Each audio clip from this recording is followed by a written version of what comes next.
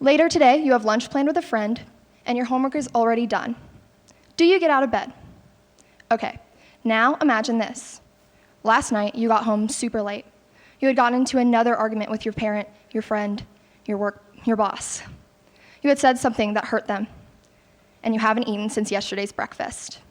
You don't sleep, your mind playing past mistakes on loop, only to wake up with your alarm screeching in your ear. You realize you only have 10 minutes left before you have to leave, and you're almost certainly going to be late. Do you get up? Okay. What do you really have? Will staying in bed make anything better? Your class is still going to start, your workplace is still going to open, and the world is going to keep on turning. By choosing to stay in bed and ignore it all, you just take yourself out of the picture. Like most teenagers, getting out of bed is just the first challenge I face in a day. Then I'm off to school, homework, studying. I go to work, I have chores, there's friends to see, and I like to write or play the piano. After all, teenagers are expected to have a social life and extracurriculars. There's pressure to perform well in school, to get into a good college, to get a steady job and have a stable life. Teenagers have to make big decisions with only part of the information, and sometimes it can feel like every decision we make can make or break the rest of our lives. We have to find a balance between expectations, the future we want, and the lives we are currently leading. In my experience, this workload is overwhelming. School has always been a big priority for me, giving 110% in every class.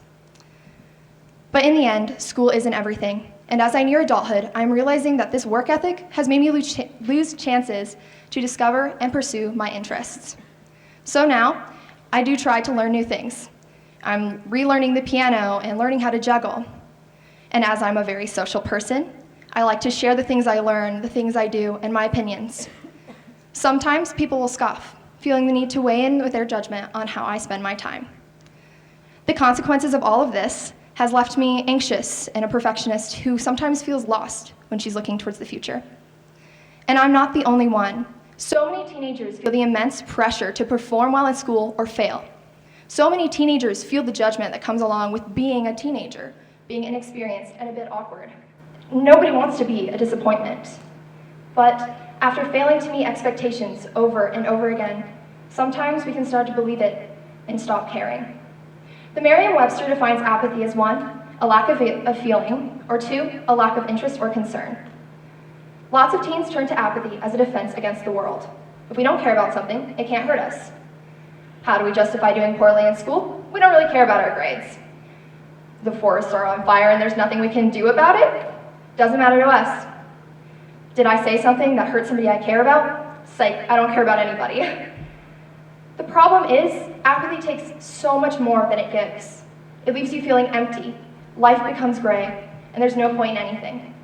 No point in taking care of ourselves, no point in helping others. The good news is apathy isn't a natural thing for people. To become emotionally numb, we have to lie to ourselves. We have to shove down our feelings and pretend they aren't there. So, why do we do it? And how do we escape apathy? Those are the questions. Because every person is different, and the causes of our apathy are too. So healing, there's no one good way to heal. One of my friends experiences apathy as a side effect of seasonal depression. When she's overcome with this emptiness, she plays the guitar and sings. She goes to therapy to learn how to cope and remain a functioning member of society. So when she feels up to it, she can go out with her friends and have real fun, and she can almost enjoy doing her homework. Someone else I know used to insist the world could burn for all they care. For years, people told them they had to be something they just weren't, and so they shut down. Their grades were dropping, and their relationships with others was deteriorating. And while things can still be rocky, they're trying now. But they had to choose to ignore the expectations and just be themselves. For me, apathy persists. Sometimes I wake up wishing I could just disappear. And other times I wake up staring at my ceiling and trying and failing to get up. There's also, of course, the times when I can spring right out of bed.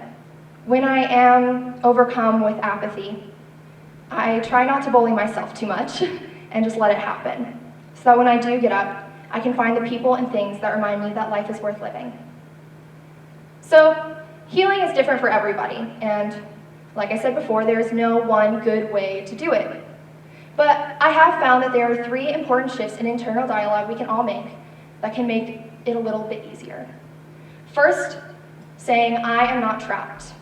Whenever we feel stuck, or like our current situation is going to go on forever, remember that life can change at any moment, and that while we can't control the external world, we do have control over the internal. We choose how we see the world and how we react. Second, saying, I am enough.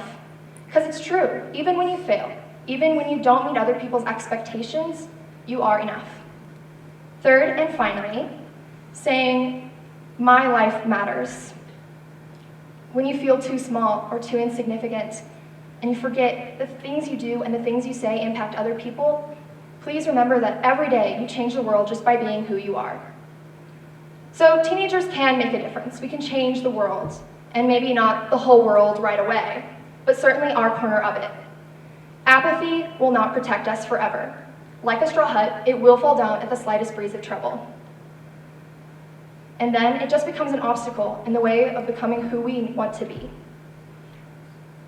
In the beginning, I gave you those scenarios, and whether the circumstances were ideal or terrible, it was still you choosing to get out of bed.